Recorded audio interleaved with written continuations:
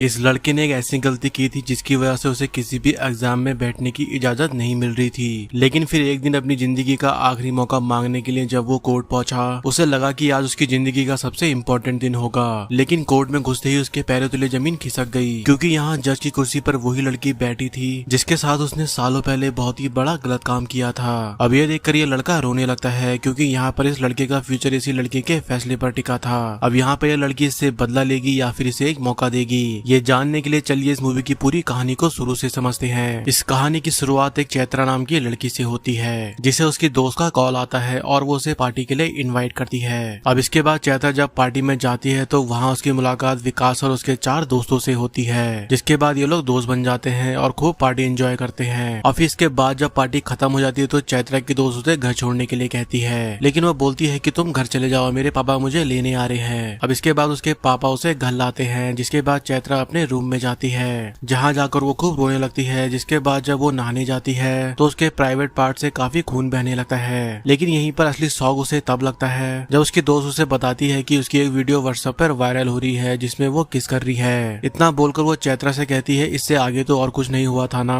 अब ये सुनकर चैत्रा कॉल काट कर रोने लगती है। अब यहीं पर हमें एक फ्लैशबैक दिखाया जाता है जिसमें विकास और उसके दोस्त जब चैत्रा को वो उसे घर छोड़ने के लिए कहते हैं तो वो कहती है कि मेरे पापा मुझे लेने आ रहे हैं। जिसके बाद वो अपने पापा को कॉल लगाती है, लेकिन किसी वजह से उसके पापा को कॉल नहीं लगता है, जिसे देखकर विकास कहता है, कोई नहीं, आ जाओ, अब तो हम दोस्त है ना, इसलिए आप घबराओ मत। अब ये सुनकर वो उन पे ट्रस्ट करके उनकी कार में बैठ जाती है। जिसके बाद ये लोग एक जगह रुककर कुछ खाने की चीजें लेते हैं और कार बदल लेते हैं। और फिर इसके बाद वो चैत्रा के साथ सफर में गलत तरह से उसे टच करने लगते हैं, जिसमें वो मना करते हुए कहती है कि मुझे ये सब पसंद नहीं है और मैं कंफर्टेबल नहीं हो रही हूँ, तो प्लीज ये सब मत करो। अब यहीं पर चैत्रा के इतना कहते ही उसे नशा होने लगता है, क्योंकि इन लड़कों ने उसके खाने में कुछ नशीली चीजें मिला दी थी, जिससे चैत्रा अपना संतुलन खोने लगती है। अब इसके बाद चैत्रा जब अपना होश खो बैठी है तो ये लोग एक सुनसान लोकेशन में जाकर उसके साथ बारी बारी से गैंग रेप करते हैं और इसी के साथ वो उसका वीडियो भी बनाने लगते हैं। अब जब इन सबका काम हो जाता है तो ये सब लोग उसे पप छोड़कर चले जाते हैं। अब इसके बाद कहानी प्रेजेंट में आती है, जहाँ इन लड़कों का लीडर विकास अपने दोस्त को डांटने लगता है कि उसने वो वीडियो व्हाट्सएप पर क्यों लगाई। अब इतना कहते ही वो कहता है कि अब हम सबको अंडरग्राउंड होना पड़ेगा। अब यहीं पर चैत्रा भी दूसरी तरफ अपने घर वालों को ये सब घटना बता देती है, जिसे सुनकर उसके माँ बाप पूरी तरह से टूट जाते हैं और रोने लगते हैं। अब इसके बाद चैत्रा कहती है, मैं उन लड़कों को सजा दिलाकर रहूंगी। अब इसके बाद वो थाने जाती है और लेडीज कांस्टेबल को सब कुछ सच बता देती है, जिसके बाद उसका मेडिकल होता है और पुलिस अपनी इन्वेस्टिगेशन शुरू कर देती है, जिसमें उन्हें चैत्रा से जुड़े सबूत भी मिल जाते हैं। जिसके बाद वो उन सभी अपराधियों को पकड़ लेते हैं। अब इसके बाद एक प्रेस कॉन्फ्रेंस होती है, जिसमें कई लोग पुलिस से सवाल करते हुए कहते हैं, देश में इतने सारे क्राइम हो रहे हैं, आखिर पुलिस क्या कर रही है। अब यहीं पर पुलिस कमिश्नर जयदेव कहता है, जिन भी अपराधियों ने गैंग रेप किया है वो सब बड़ी फैमिली से बिलोंग करते हैं और चैत्रा एक छोटी फैमिली से बिलोंग करती है। अब इतना कहते ही कमिश्नर एक एग्जांपल देते हुए एक बच्चे की फोटो दिखाता है और कहता है, ये बच्चे अपने घर वालों के साथ घर जा रही थी, लेकिन तभी कुछ रही शराबी लड़के तेज रफ्तार में गाड़ी चलाकर इन्हें उड़ा देते हैं, जिनसे इन सभी की मौके पर ही मौत हो जाती है। अब इसके बाद इन लोगों पर कोई भी कार्रवाई नहीं होती है, जिसके बाद इस बच्ची का भाई इन सभी को मार डालता है। इसलिए जो भी आज चैत्रा के साथ हुआ है उस सबकी जड़ इन लड़कों के माता पिता है, जिन्होंने अपने बच्चों को सही से सीख नहीं दी और हमेशा अपने सर पर चढ़ा के रखा, क्योंकि इन लड़कों के पिता कोई संसद में है तो कोई मंत्री है। अब ऐसे में ज्यादा केसेस पैसे देकर या और चीजों से दबाए जाते हैं, क्योंकि जब अमीर और मंत्रियों के बच्चे या मंत्री खुद क्राइम करते हैं तो वो लोग बच जाते हैं। अब इतना कहते ही कमिश्नर उन 5 रेपिस्टर के फैमिली को दिखाता है, जिसमें वो कहता है, इस गैंग रेप में जो सबसे मेन विक्टिम है विकास, उसकी माँ विंध्या जो विकास पब्लिक स्कूल की प्रिंसिपल है, वो कुछ टाइम पहले इस बच्ची के लिए इंसाफ मांग रही थी। अब इतना कहकर कमिश्नर कहता है, चलो अब देखते हैं कि ये अब अपने बेटे के लिए क्या करती है। अब इसके बाद 5 फैमिली मिलकर तय करते हैं कि वो लोग अपने बच्चे को जेल नहीं होने देंगे। अब इसके बाद बिंदिया अपने पद से इस्तीफा दे देती है और यहीं पर कुछ स्टूडेंट उसे रेपिस्ट की मॉम कहकर चिढ़ाने लगते हैं, जिसके बाद वो यहाँ से मायूस होकर अपने घर चली जाती है। जिसके बाद उसके पति से उसका झगड़ा हो जाता है, जिसमें वो कहती है कि आज विकास ऐसा बना है तो उसमें हमारी ही गलती है, हमने ही उसे सर पर चढ़ा कर रखा था, इसलिए मैं उसकी गलती पर उसे सपोर्ट नहीं करूंगी, बाकी तुम्हें अपने बेटे को बचाने के लिए जो करना है वो कर लो। अब इसके बाद न्यूज के जरिए बताया जाता है कि मंत्री और एमएलए को भी उनके पद से निकाल दिया गया है। अब यही पे इन लड़कों के घर वालों का उनके किए जुर्म की वजह से उनका जीना हराम हो जाता है। अब इसी दौरान पुलिस भी इन्हें कई दिन से भूखे प्यासे रखकर इन्हें मार पीट कर इनसे पूछताछ कर रही होती है, लेकिन इनमें से कोई भी अपना मुंह नहीं खोल रहा होता है। जिसके बाद कमिश्नर जयदेव इन सभी के लिए 25 पैकेट बिरयानी मंगवाता है, जिसके बाद वो यहाँ पर इन सभी को बिरयानी तब तक खिलाता है जब तक इनकी हालत खराब नहीं हो जाती है। अब ये देखकर ये सभी लोग उस दिन उन्होंने जो कुछ भी किया था वो सब बताने के लिए मान जाते हैं। लेकिन तभी यहाँ पर इन लड़कों के पेरेंट्स आ जाते हैं और वो जयदेव की बात सीधे चीफ सेक्रेटरी से करवा देते हैं, जिसमें जयदेव फोन को लाउड स्पीकर पर रखता है और चीफ सेक्रेटरी उससे कहती है इन दरिंदों को बिल्कुल भी मत छोड़ना, जितना हो सके इन्हें उतनी सजा दो, अगर कोई मदद चाहिए तो मुझे बताना।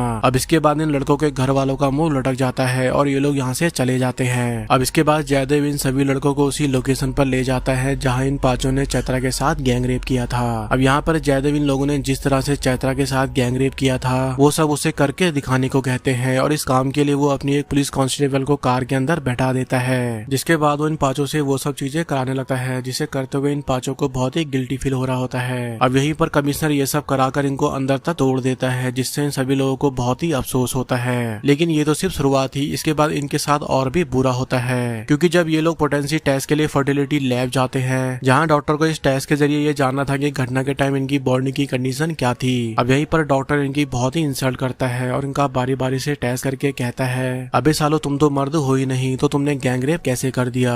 अब इसके बाद ये लोग बाहर जाकर कहते हैं साला 2 मिनट के प्रेजर के लिए हमारी पूरी जिंदगी झंड हो गई है यार। अब इसके बाद जब विकास की बारी आती है तो वो ये सब टॉर्चर देखकर खुद को मारने के लिए केमिकल पी लेता है, जिसके बाद उसे हॉस्पिटल ले जाया जाता है और वो बच जाता है। लेकिन यहाँ पर उसकी माँ कहती है तुम पांचों बचोगे नहीं और तुम तड़प तड़प कर मरोगे। अब इसके बाद चैत्रा के घर वालों को एक आदमी केस वापस लेने के लिए कुछ पैसे और सोने के बिस्कुट देता है, लेकिन चैत्रा के पापा उसे थप्पड़ मारकर घर से निकाल देते हैं। अब इसके बाद इन पांचों फैमिली की कोर्ट में पेशी होती है, जहाँ जज सबूतों और चैत्रा की सारी बातें सुनकर पुलिस कमिश्नर जयदेव की दी गैंग रेप वीडियो को देखने लगते हैं, जिसके बाद यहाँ बैठे सभी लोग और चैत्रा के घर वाले पूरी तरह से टूट जाते हैं, क्योंकि जिस बच्ची को उन्होंने बचपन से पाल पोस कर इतना बड़ा किया था उसके साथ आज ये सब क्या हो गया, ये सब सोचकर उसके माता पिता रोने लगते हैं। अब यहीं पर जज को भी ये सब देखकर बहुत ही गुस्सा आता है, जिसके बाद वो इन पांचों को 20 साल की उम्र कैद की सजा देती है और साथ ही पुलिस कमिश्नर जयदेव को कानून तोड़ने और सारी फैमिली को सामने लाने के जुर्म में सस्पेंड कर दिया जाता है। जिसके बाद जयदेव मीडिया के जरिए लोगों से कहता है कानून से ऊपर कोई भी नहीं है, इसलिए सारे लड़के मेरी बात कान खोलकर सुन ले, लड़कियां आपकी प्रॉपर्टीज नहीं है और मेरी एक बात लड़कियां भी सुन ले, ये कंट्री गुड टचेस नहीं बल्कि बैड टचेस है, इसलिए लड़कियां इस बात का ध्यान रखे और बिना अपनी इजाजत के चाहे वो आपके फादर हो, भाई हो या आपका पति ही क्यों ना हो, उन्हें आपको टच करने के लिए आपसे परमिशन लेनी होगी, इसलिए किसी को भी खुद को टच करने मत देना, कंसेंट बहुत जरूरी है। इसलिए ये घटना एक सबक है उन लोगों के लिए जो आगे कभी ऐसी घटना को अंजाम देने से पहले वो ऐसा करने से पहले कई बार सोचेंगे, क्योंकि कानून किसी को भी नहीं छोड़ता है। अब इसके बाद इन पांचों को जेल हो जाती है, लेकिन जेल होने के बाद भी एक बंदा विकास के साथ बहुत ही बदतमीजी करने लगता है, जिसमें वो कभी उस पर पेशाब करता है तो कभी वो अपने बंदों से उसके साथ गलत हरकतें करवाने लगता है। अब इसके बाद इन दोनों के बीच लड़ाई हो जाती है, जिसके बाद इन दोनों को अलग कर दिया जाता है। अब इसके 6 साल बाद जब विंध्या को पता चलता है कि उसका बेटा पढ़ाई में अच्छा कर रहा है तो वो पुलिस वालों से कहकर उसे एग्जाम देने के लिए ले जाती है, लेकिन बाहर आते ही विकास फिर से अजीब हरकतें करना शुरू कर देता है, जिसमें वो अपने दोस्त के साथ रंगरेलियां मनाना, नशा करना और बच्चों की किताबें जलाकर उनसे कहता है कि पढ़ाई करने से कुछ नहीं होता।